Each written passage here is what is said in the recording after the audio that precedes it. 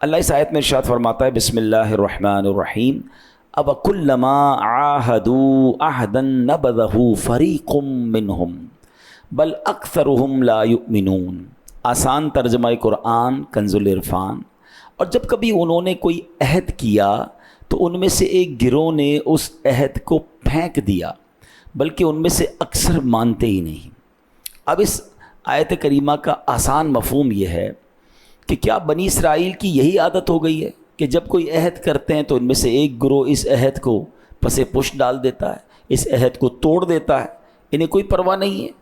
بلکہ حقیقت یہ ہے کہ یہ لوگ تورات پر بھی ایمان نہیں رکھتے، اس لیے عہد کو توڑنا گناہ بھی نہیں سمجھتے۔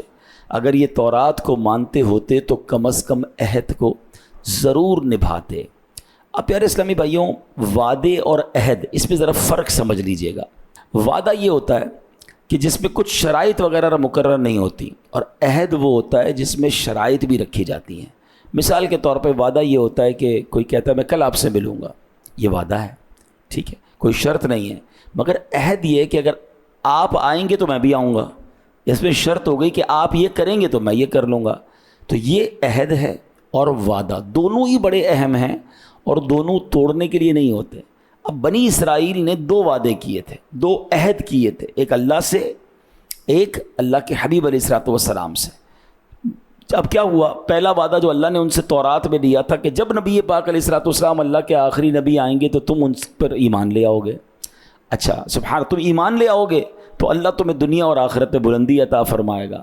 انہوں نے عہد لیا، مگر جب نبی پاک علیہ الصلوۃ والسلام تشریف لائے تو وہ ایمان نہیں لائے۔ قرآن کہتا ہے اوفو بعہدی اوفی بعہدکم، میرا عہد پورا کرو، میں تمہارا عہد پورا کروں گا۔ اللہ نے وعدہ فرمایا تھا مگر ان بدبختوں نے اس عہد کو توڑ دیا۔ اچھا، اب سرکار دو عالم علیہ الصلوۃ والسلام سے کیا وعدہ کیا تھا کہ جب نبی پاک مکے سے مدینے پہنچ گئے تو یہودی وہاں جو رہتے تھے انہوں نے وعدہ کیا، عہد کیا، تحریری معاہدہ ہوا، شرائط طے ہوئیں، کنڈیشنز طے ہوئیں۔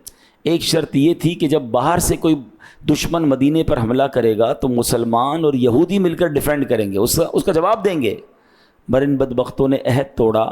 غزوہ احزاب کے موقع پر خود قریش کے لوگوں کے ساتھ مل کر، مشرکوں کے ساتھ مل کر یہودیوں نے مدینے پہ حملہ کر دیا۔